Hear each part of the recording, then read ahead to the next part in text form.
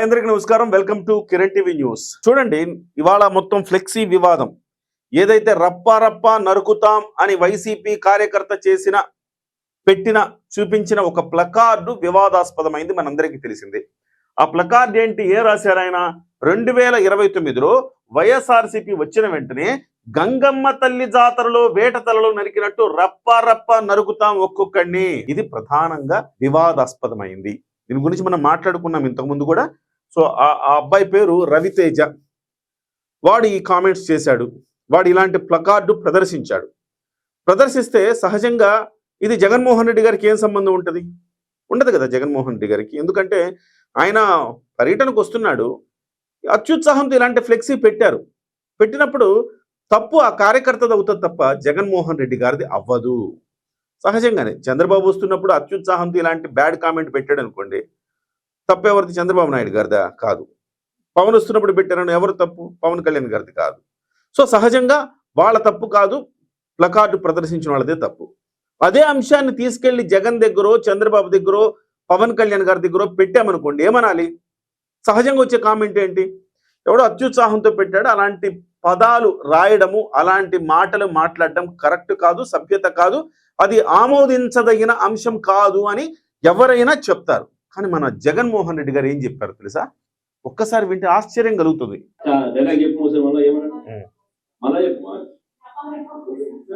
పూర్తి డైలాగ్ చెప్పాలా? పూర్తి డైలాగ్ చెప్పదు ఏది? వాళ్ళ వంది మాగదులుడు పెట్టుకొని రిపోర్టర్లలో కూడా అందరూ ఉండరు అక్కడ. వాళ్ళు ఎవరైతే వాళ్ళకు అనుకూలంగా ఉంటారో ఆ రిపోర్టర్లను మాత్రమే పిలుచుకొని ఈ ఫీడ్ ఇస్తూ ఉంటారు అనమాట. ఈ ప్రెస్ మీట్లు పెడతారు. ఎందుకంటే బయట వాళ్ళు ఎవరైనా వస్తే ఏదైనా క్వశ్చన్ వేస్తే మళ్ళీ జగన్మోహన్ రెడ్డి గారు సమాధానం చెప్పలేరు కదా. సబ్జెక్ట్ లో వీక్ మనం ముందు మాట్లాడుకున్నాం. వినపడలేదట, మళ్ళీ చెప్పండి. ఏం చేస్తారు? గంగమ్మ జాతరలో పొట్టేళ్ల తలకాయలు కోసినట్టు రపా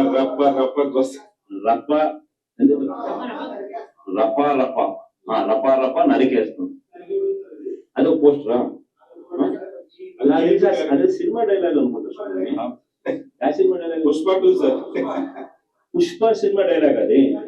మరి నువ్వే చెప్తున్నావు స్వామి. అంటే ఇప్పుడు పుష్ప సినిమా డైలాగులు పెట్టినా కూడా తప్పేనా? అసలు డెమోక్రసీలో ఉన్నావా, డెమోక్రసీలో లేవా స్వామి? నాకు అర్థం కాదన్నా. అంటే పుష్ప సినిమా డైలాగులు పెట్టినా తప్పే, పుష్ప ఫోటోలు పెట్టినా తప్పే, గడ్డ విట్టనే తప్పే, గడ్డ విట్టనే తప్పే. ఏది స్వామి ఇది? ఏ ప్రపంచంలో ఉన్నావు? ఇదంతా డెమోక్రసీలో ఉన్నావా, డెమోక్రసీలో లేవా? ఏమైనా ఉందో అసలుకి? డెమోక్రసీలో ఉంటే నరుకుతాం, చంపేస్తాం, రప్ప తలలు తీస్తాం. డెమోక్రసీలో ఉంటే మాట్లాడచ్చు ఇవన్నీ? ఇది డెమోక్రటిక్ మాటలా ఇవన్నీ? ఆయన మాజీ ముఖ్యమంత్రి కదా, తెలీదా? డెమోక్రసీలో ప్రజాస్వామ్యంలో మాట్లాడాల్సిన మాటలా అవి? సరే, ఇంతకీ పుష్ప సినిమాలో డైలాగు చెప్తే, పుష్ప సినిమా గురించి మాట్లాడితే ఇట్లా గడ్డం అంటే తప్ప అంటున్నాడు. అది పుష్ప సినిమాలో అది కాదు సార్.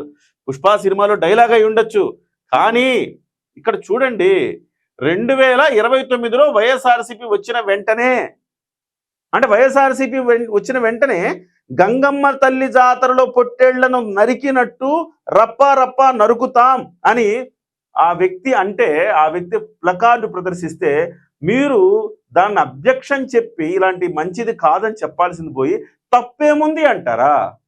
ఎంత దౌర్భాగ్యం సార్. ప్రజాస్వామ్యంలో ఆ మాత్రం అంటానికి వీల్లేదు అంటారా? ఎక్కడికి వెళ్తున్నాం సార్ మనం? ఏం ప్రజాస్వామ్యం అంటే ఏమనుకుంటున్నారు? ప్రజాస్వామ్యానికి సంబంధించి జగన్మోహన్ రెడ్డి గారికి క్లాసులు పెట్టాలేమో నాకు తెలిసి.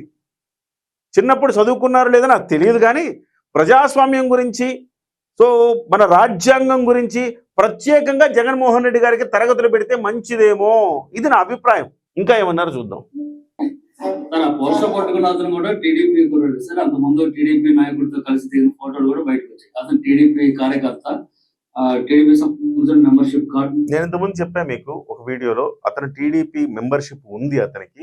2024లో ఎలక్షన్ ముందు వరకు అతని ఫాదరు టీడీపీలో లేరు, వాళ్ళు వైఎస్ఆర్సీపీలో ఉన్నారు. 2024 ఎన్నికల ముందు వాళ్ళు టీడీపీలోకి వచ్చి జాయిన్ అయ్యారు. జాయిన్ అయిన తర్వాత మళ్ళీ గెలిచిన తర్వాత ఇప్పుడు ఆ అబ్బాయి మళ్ళీ ఇక్కడికి జగన్మోహన్ రెడ్డి గారి సభకు వచ్చి, అంటే పాత వాసనలు పోలేదు అతనికి. వాళ్ళ తండ్రి గారి బలవంతంతో టీడీపీ సభ్యత్వం తీసుకున్నాడేమో కానీ పాత వాసనలు అతనికి పోలేదు అని నాకు అర్థమవుతోంది. సరే, తర్వాత ఏమన్నారు జగన్మోహన్ రెడ్డి గారు? కానీ అసలు మీ పార్టీ సంబంధించిన వ్యక్తిగా ఆ మనిషి టీడీపీతో ఇంత ముందు గతంలో తిరిగిన ఫోటోలు కూడా ఉన్నాయా? మెంబర్షిప్ కూడా ఉంది సార్. ఆ టీడీపీ సభ్యుడు కూడా మెంబర్షిప్ కూడా ఉన్నాడా? అంటే దాంట్లో వీళ్ళే పెట్టించినారా? పెదకూరపాటు నియోజకవర్గం సార్. ఓ టీడీపీ సభ్యత్వం కూడా ఉందా మరి? మనది బాగా చూడండి అబ్బాయి, సభ్యత్వం కూడా ఉందంట. మళ్ళీ ఏదైతేనేం లేకపోవడం లేకపో మనం అయినా కానీ మాట్లాడాలనుకుందాం, సంతోషపడుతుంది. ఇందాక మీరు ఒక జీవో ఎక్స్ప్లెయిన్ చేశారు. టీడీపీ సింపథైజర్ కూడా చంద్రబాబు నాయుడు మీద కోపంతో మారినాడు అని చెప్పి సంతోషపడుతుంది. మారి టీడీపీని రప కోసేస్తానని కూడా అంటున్నాడని కూడా సంతోషపడుతుంది. రప్ప నరికితే సంతోషపడతాడట. నిజంగానే బాధ ఉంటారేమో కదా వాళ్ళకు కూడా. టీడీపీ యాక్టివ్ మెంబర్ అయినా కూడా వైసీపీలోకి తాను చేరి టీడీపీ వాళ్ళ ఫోటోలు, టీడీపీ వాళ్ళ మీద ఆయన ఆక్రోశం చూపిస్తూ ఏమన్నాడు, ఏ జాతరలో, గంగమ్మ జాతరలో పొట్టేళ్ళు తలలు నరికినట్టు రప అని నరుకుతానని చెప్పి ఆయన అంటారంటే దాని అర్థమైంది. మరి చంద్రబాబు నాయుడు అనే వ్యక్తి ఇంత మోసం చేస్తా ఉన్నాడు కాబట్టి ప్రజలు అంత కోపాన్ని చూపిస్తా ఉన్నారు. అందులో వాళ్ళ కార్యకర్తనే వాళ్ళ నుంచి మారి వైసీపీలోకి వైసీపీ కార్యక్రమంలో పాలు పంచుకొని మన అభిమానస్తుడై నెక్స్ట్ టీడీపీ ప్రభుత్వంలో టీడీపీ వాళ్ళను రప ఏం జాతరది, గంగమ్మ జాతరలో ఏం పొట్టేలు తల నరికినట్ట రప. చూడండి, అంటే విచిత్రం ఏంటంటే ఎన్నిసార్లు విన్నారు జగన్మోహన్ రెడ్డి గారి మాట, ఎన్నిసార్లు అన్నారు అంటే ఆస్వాదిస్తున్నాడు జగన్మోహన్ రెడ్డి గారు. ఆ రప్ప నరుకుతా, గంగమ్మ జాతరలో తలలు నరికినట్టుగా, పొట్టేళ్ల తలలో నరికినట్టుగా రప్ప నరుకుతాము ఒక్కొక్కడిని అని చెప్పిన మాటలను ఆస్వాదిస్తున్నాం. ఒక్కసారి ఆలోచించండి, మానసికమైన స్థితి ఎలా ఉన్నది, మానసికంగా మనము దేన్ని ఆయన ఆస్వాదించగలుగుతున్నారు? నరకటాలు, చంపడాలు, ఇలాంటి వాటిని ఆస్వాదించగలుగుతున్నారు జగన్మోహన్ రెడ్డి గారు. సో అందుకే దాన్ని పదే 3 నిమిషాల్లో 3 సార్లు పదే చెప్పించుకొని వల్లి వేశాడంటే ఆలోచించండి. అట్ ద సేమ్ టైం ఆ టీడీపీ కార్యకర్త ఎవరైతే ఉన్నారో బహుశా జగన్మోహన్ రెడ్డి గారిని నచ్చి మెచ్చి ఆయన దగ్గరికి వెళ్తే ఎవరికి అభ్యంతరం ఏం లేదు. కానీ ఇలాంటి వాటిని ఎలా ప్రోత్సహిస్తారు జగన్మోహన్ రెడ్డి గారు? అంటే నరకటం అంటే నిజంగా 2029లో ఒకవేళ పార్టీ అధికారంలోకి వస్తే నిజంగా నరుకుతారా? దానికి ఒక క్లారిటీ ఇవ్వాలి జగన్మోహన్ రెడ్డి గారు. అంటే ఆయన ఒప్పుకున్నట్టే కదా అది. ఎస్, మేము 2029లో వచ్చాక అట్లానే నరుకుతామని ఒప్పుకున్నట్టే కదా. సో ఇలాంటి ప్రతిపక్ష నాయకుడు ఉన్నందుకు సిగ్గుపడాల్సిన అవసరం ఉంది. మనం ఇంత దౌర్భాగ్యమా, ఇంత దారుణమా?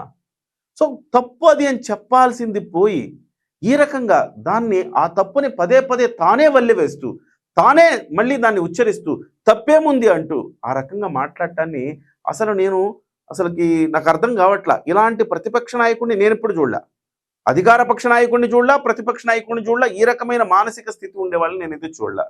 సో ఇది ముమ్మాటికి ఖండించాల్సిన అంశం. ఇది ఖచ్చితంగా జగన్మోహన్ రెడ్డి గారి ఆలోచనలు, జగన్మోహన్ రెడ్డి గారు ఏం కోరుకుంటున్నారు, జగన్మోహన్ రెడ్డి గారు ఏం చేస్తారు అనేదానికి ఈ వ్యాఖ్యలే ప్రత్యక్ష ఉదాహరణ అని మనం చెప్పుకోవచ్చు. మన అభిమానస్తులు అలాగే మాట్లాడతారని చెప్తున్నాడు కదా.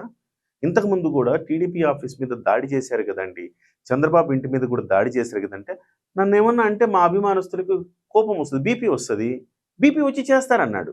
ఆ రోజు కూడా అభిమానస్తులకి కోపం వస్తుంది, బీపీ వస్తుంది, దాడులు చేస్తారు సమర్థించాడు. ఇవాళ నరుకుతామంటే కూడా సమర్థిస్తున్నాడు. అంటే మీరేమనుకుంటున్నారు? ఇప్పటి వరకు దాడులతోనే సరి 2019 నుంచి 24 వరకు 2029లో కనుక మళ్ళీ జగన్మోహన్ రెడ్డి వస్తే ఆ రప్ప నరుకుడు ఉంటది అనే ఉద్దేశం పరోక్షంగా జగన్మోహన్ రెడ్డి గారు చెప్పినట్టే. దీని మీద మీరు కూడా కామెంట్ చేయండి. నిజంగా జగన్మోహన్ రెడ్డి గారి వ్యాఖ్యల్ని సమర్థించగలమా లేదా? మీరు కూడా మీ విలువైన అభిప్రాయాన్ని కామెంట్ రూపంలో తెలియజేయండి.